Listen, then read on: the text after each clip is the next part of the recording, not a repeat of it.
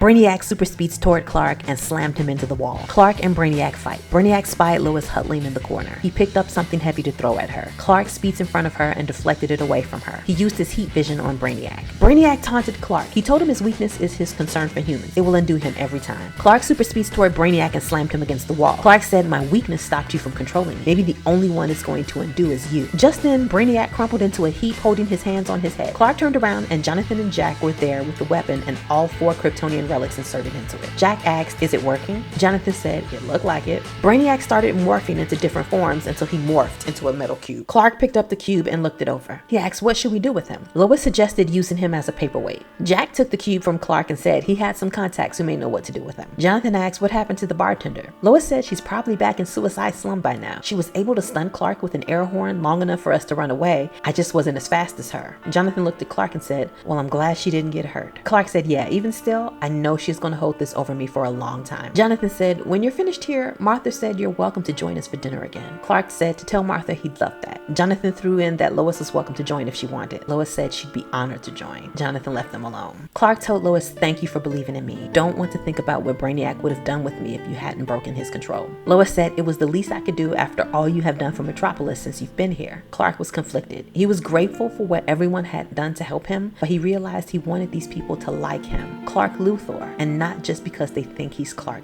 Kent. Clark told Lois there was something he needed to tell her. Lois said he could tell her anything. Tess asked, "Are you sure about that?" Clark and Lois looked over and find Tess by the entrance. Tess walked over to them and asked, "Are you sure there isn't anything he could tell you that would make you hate his guts?" Lois responded, "Just spit it out, Tess. Why are you here?" Tess yanked up Clark's shirt and showed Lois the brand on his arm. "What if he told you he was really Clark Luthor?" Lois looked at the brand, then up at Clark's face, confused. She said, "This can't be real. You said you were Clark Kent." Clark despondently shook his head. He said he never said he was Clark Kent. He said at first he didn't say anything because he figured she wouldn't want to hear him say he'd changed. But once he got to know her, he couldn't stand the thought of her hating him. Lois scoffed. She said, "Changed? You haven't changed at all. You're still a manipulator and a liar." Clark reached for her and she yanked her arm away. She screamed not to touch her. She couldn't believe she let him convince her to help him. She could have killed him and she destroyed any chance of avenging Ollie. She told him to never come near her again. Lois stormed out. Clark looked over at a smirking Tess. He asked, "Are you happy now?" Tess said, "Not even close." She won't be happy until she utterly destroyed the happy little life he built for himself. Tess walked out. Clark went to the Kent's apartment in Metropolis. When Jonathan opened the door and saw only Clark, he asked, "Where's Lois?" Clark said she's not coming, and there's something he needed to tell him. "That you're Clark Luthor?" Clark looked surprised. Jonathan said he suspected for a while now. Clark said he guessed that dinner invitation is rescinded now. Jonathan said he wouldn't say that. He was wrong when he thought Luthor was Kent, but he was not wrong about Luthor not being the same Clark we knew before. Jonathan stepped aside and Clark entered the apartment.